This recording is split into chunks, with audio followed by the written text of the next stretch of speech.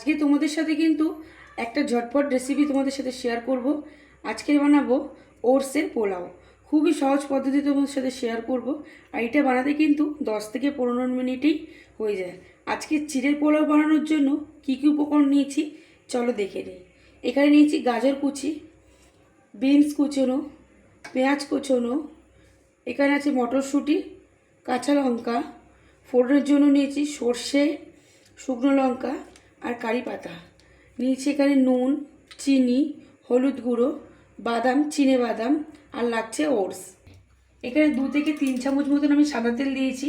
প্রথমেই আমি চিনে বাদামগুলোকে একটু ভেজে নেব। আর যখন কিন্তু ওটস একরকম খেতে খেতে কিন্তু একদমই ভালো লাগে না, তখন কিন্তু তোমরা এই রেসিপিটা বানিয়ে নিতে পারো। আর এটা কিন্তু বাচ্চাদের স্কুলের টিফিনে তোমরা এটা দিতে পারো। বাদামটা ভাজা হয়ে গেছে, আমি এবার বাদামটা তুলে নেব। ওই তেলের মধ্যে এবার সর্ষে, শুকনো লঙ্কা দিয়ে দিলাম, কারি পাতা। এবার এর মধ্যে গাজর কুচনোগুলো দিয়ে দেবো।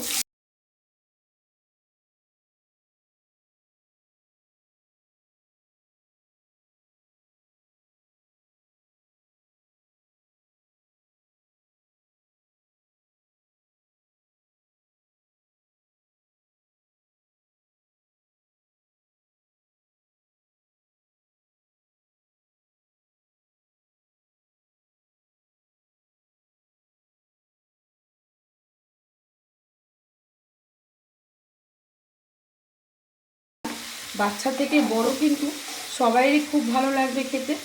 এটা ভাজা হতে হতে আমি এবার ওটসটাকে একটু ভিজিয়ে নেব। আমি এখানে ওটসটা নিয়েছি। ওটসটার মধ্যে খুব অল্প পরিমাণে এখানে জল দিয়ে ওটসটাকে একটু ভিজিয়ে নেব।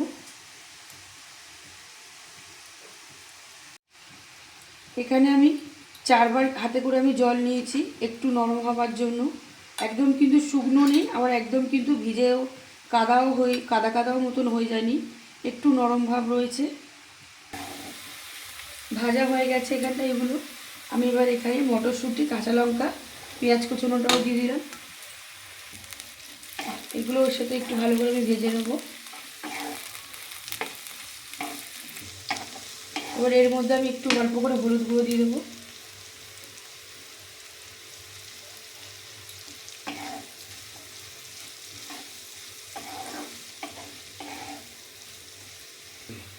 এবার এর মধ্যে আমি অল্প করে চিনি দিয়ে দিচ্ছি। আর হলুদটা চাইলে তোমরা দিতেও পারো, নাও দিতে পারো, জাস্ট কালারটা একটু সুন্দর আসার জন্য আমি এখানে হলুদটা দিয়ে নিয়েছি। আর এখানে তোমরা কিন্তু অন্য কিছু আরও সবজি দিতে পারো।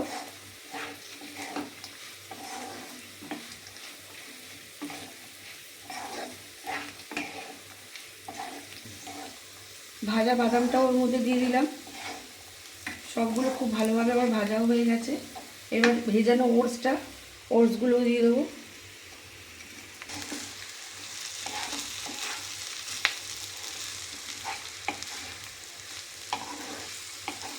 এর সাথে একটু ভালো করে আমি এগুলোকে মিশিয়ে দেবো। খুব ভালোভাবে ওটসটাকে আমি সবজির সাথে একসাথে মিশিয়ে নিয়েছি। আর ওটস কিন্তু খুবই একটা প্রোটিন খাবার। এটা কিন্তু তোমরা খুব ভালোভাবেই বাচ্চা থেকে বড় সবাইকেই দিতে পারো। আর এর মধ্যে প্রচুর পরিমাণে সবজি, বাদাম সব কিছুই কিন্তু দেওয়া রয়েছে। আমার একদম রেডি হয়ে গেছে আজকের ওটসের পোলাওটা।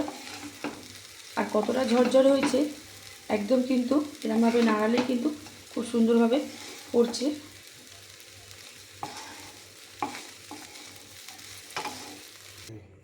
ওটস দিয়ে কিন্তু একদম খুব সহজ পদ্ধতিতেই তোমাদের সাথে শেয়ার করলাম ওটসের পোলাও।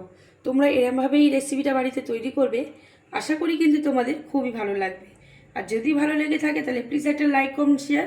আর এখনও বন্ধুরা সাবস্ক্রাইব করোনি, সেসব বন্ধুরা সাবস্ক্রাইব করে আমার পাশে থাকার অনুরোধ রইল।